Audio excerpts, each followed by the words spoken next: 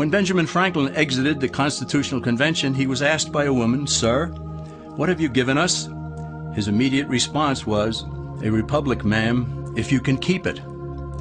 Yet most Americans today have been persuaded that our nation's governmental system is a democracy and not a republic. The difference between these two is essential in understanding Americanism and the American system. Before we discuss political systems, however, it's helpful to address the confusion that has been spread about the political spectrum. Many have been led to believe that the political spectrum places groups such as communists on the far left, fascists or dictators on the far right, and political moderates or centrists in the middle. However, a more accurate political spectrum will show government having zero power on the far right to having 100% power on the far left. At the extreme right, there is no government. The extreme left features total government under such labels as communism, socialism, Nazism, fascism, princes, potentates, dictators, kings, any form of total government. Those who claim that Nazis and fascists are right-wing never define their terms. This amounts to spreading confusion. Toward the middle of the political spectrum can be found the type of government limited to its proper role of protecting the rights of the people. That's where the Constitution of the United States is. Those who advocate such a form of government are really constitutional moderates. So let's analyze the basic forms of government. They are monarchy or dictatorship ruled by one, oligarchy ruled by a few, democracy ruled by a majority, republic ruled by law, and anarchy, which is ruled by no one. In discussing these five, we'll see that they can be narrowed down to even fewer. Looking first at monarchy or dictatorship, this form of government doesn't really exist in the practical sense. It's always a group that puts one of its members up front. A king has his council of nobles or earls, and every dictator has his bureaucrats or commissars, the men behind the scenes. This isn't ruled by one, even though one person may be the visible leader. It's ruled by a group. So let's eliminate monarchy, dictatorship, because it never truly exists. Oligarchy, which is ruled by a group, is the most common form of government in all history. And it is the most common form of government today.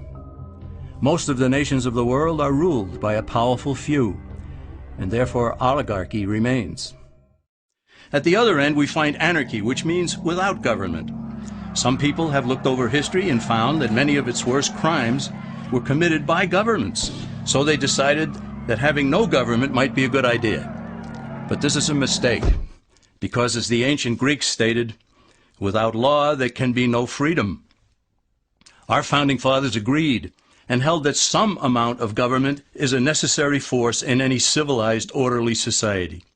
In a state of anarchy, however, everyone has to guard life, liberty, and property, and the lives of family members.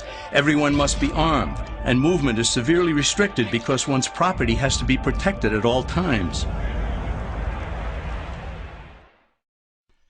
Civilized people have always hired someone to do the guarding, a sheriff, a police force, or some branch of government. Once law enforcement was in place, the people were freer. They could leave their property, work in the fields, and so on. In short, the proper amount of government makes everyone freer. There are some who advocate anarchy, however, not because they want no government, but because they don't like what they have. They use anarchy as a tool for revolutionary change. The condition of anarchy is very much like a vacuum where something rushes in to fill it. These calculating anarchists work to break down the existing government with rioting, killing, looting, and terrorism. Tragically, the people living in such chaos often go to those best able to put an end to it and beg them to take over and restore order. And who is best able to put an end to the chaos? The very people who started it. The anarchists who created the problem then create a government run by them, an oligarchy, where they have total power. This is exactly what happened in Russia that led to Lenin taking total power, and in Germany, where Hitler's brown shirts created the chaos that brought him to power. But anarchy isn't a stable form of government. It's a quick transition from something that exists to something desired by the power-hungry. It's a temporary condition, and because it isn't permanent, we eliminate it as well. The word democracy comes from two Greek words, demos, meaning people, and kratein, meaning to rule. Democracy, therefore, means the rule of the people, majority rule. This, of course, sounds good, but suppose the majority decides to take away one's home, or business, or children. Obviously, there has to be a limit. The flaw in democracy is that the majority isn't restrained. If more than half the people can be persuaded to want something in a democracy, they rule. What about republic?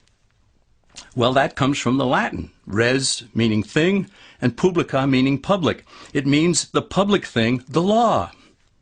A true republic is one where the government is limited by law, leaving the people alone.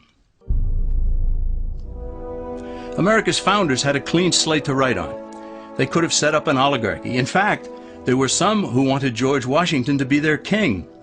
But the founding fathers knew history, and they chose to give us the rule of law in a republic, not the rule of a majority in a democracy. Why? Let's demonstrate the difference in the setting of the Old West. Consider a lynch mob in a democracy. 35 horseback riders chase one lone gunman. They catch him, and they vote 35-1 to hang him. Democracy has triumphed, and there's one less gunman to contend with. Now consider the same scenario in a republic. The 35 horseback riders catch the gunman and vote 35-1 to hang him. But the sheriff arrives, and he says, "You can't kill him. He's got his right to a fair trial." So they take the gunman back to town. A jury of his peers is selected, and they hear the evidence and the defense, and they decide if he shall hang. Does the jury even decide by majority rule? No, it has to be unanimous, or he goes free. The rights of the government aren't subject to majority rule, but to the law. This is the essence of a republic.